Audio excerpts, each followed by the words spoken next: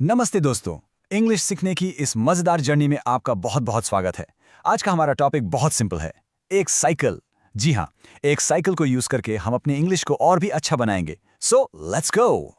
तो क्या आप सब तैयार हैं मेरे साथ इस एडवेंचर पर चलने के लिए? अरे वाह, मुझे पता था आप तैयार हैं। चलिए फिर शुरू करते हैं।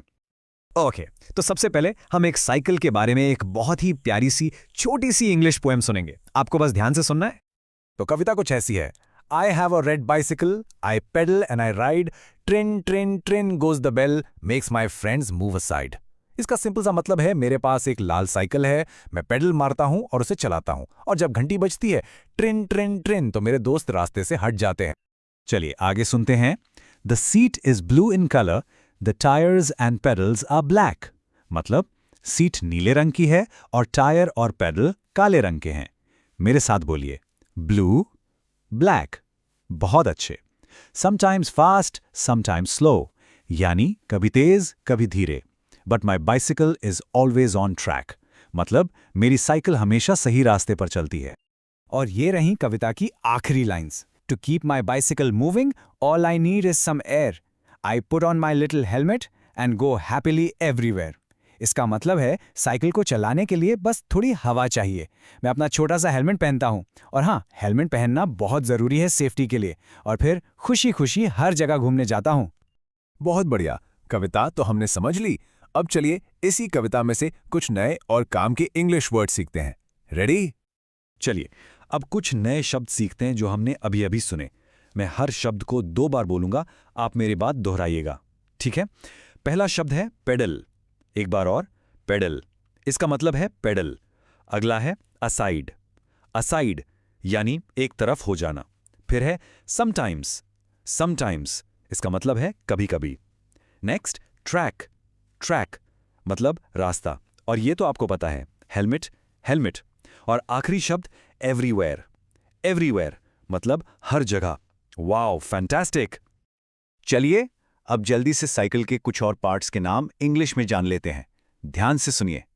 सीट, पेडल, व्हील मतलब पहिया, बेल यानी घंटी, हैंडल, कैरियर, और सबसे जरूरी ब्रेक। Great job.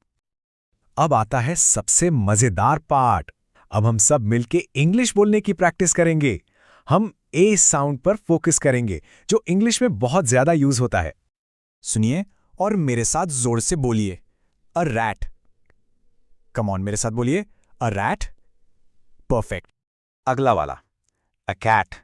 फिर से, let's say together, a cat. बहुत अच्छे। और ये रहा आखिरी, अ मैट। एक बार और सब साथ में, अ मैट। वाओ, आपने बहुत अच्छा बोला। चलिए अब एक छोटा सा फन क्विज खेलते हैं। देखते हैं कि आपको कविता कितनी याद है। डोंट वरी, ये बहुत इजी है।